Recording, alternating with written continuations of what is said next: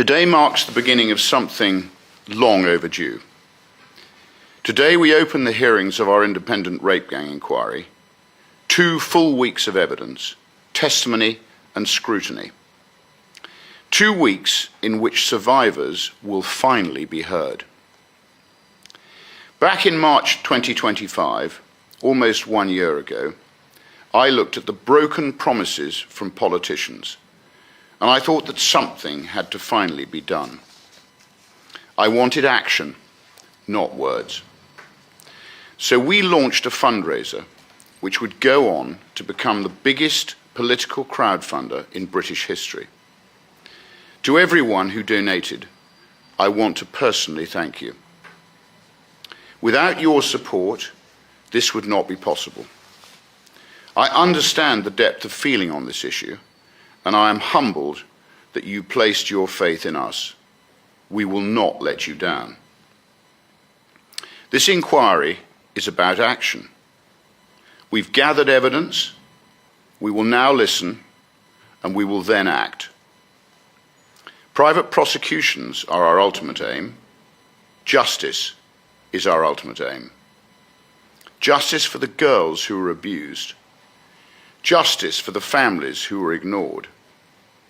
And justice for a country that was lied to repeatedly about what was happening in its towns and cities.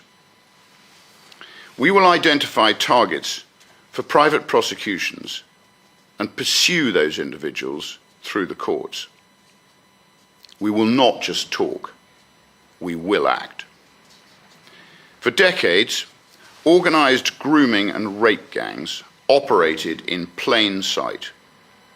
Vulnerable girls, white working-class girls, were targeted, trafficked, raped, brutalised, and even killed. Many were children. Many were in care.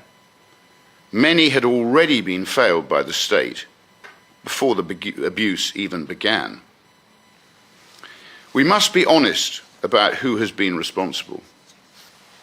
This was done primarily by gangs of savage Muslim men. This is a fact that we must face up to, and our inquiry is doing exactly that. In case after case, town after town, the same profile emerges. Organised gangs of predominantly Pakistani Muslim men exploiting vulnerable girls, with authorities failing to act for fear of being accused of racism. The law must not bend for cultural sensitivities, and no community, no institution, and no public body is exempt from scrutiny when vulnerable children are being harmed. What makes this scandal even darker is how many people knew. Thousands and thousands knew and did nothing. Many remain in some of the highest positions of authority even today. Social workers raised alarms. Police officers raised concerns. Teachers, youth workers, and parents pleaded for action. All too often, those warnings were buried. Investigations were delayed. Victims were told they were making lifestyle choices.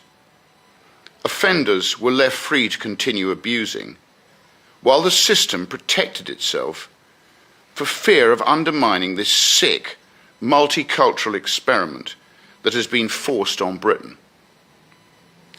This inquiry exists because the official response has been fragmented, defensive, incomplete, fearful, weak, and wholly inadequate. We're here to examine what happened, why it happened, and who failed. We will not shy away from that, regardless of who may be offended. Most importantly, we will centre the voices that were pushed aside for far too long, the survivors. Over the next 2 weeks, This inquiry will hear evidence from survivors, from campaigners who refuse to be silenced, and from experts, from whistleblowers, and from public figures who are willing to confront uncomfortable truths. We owe it to the victims to do this properly, and we are going to do this properly. The mental health and the well-being of survivors is at the heart of everything that we have done, with a team of 5 qualified support specialists on hand to help the survivors through the process. I want to place on public record my thanks to the entire inquiry team.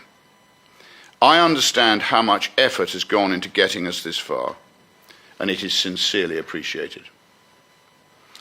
We owe it to this country to say clearly and without fear, no ideology, no institution, no cultural excuse, no religion will ever again be allowed to stand in the way of justice. That is why we're here, and that is why these hearings matter.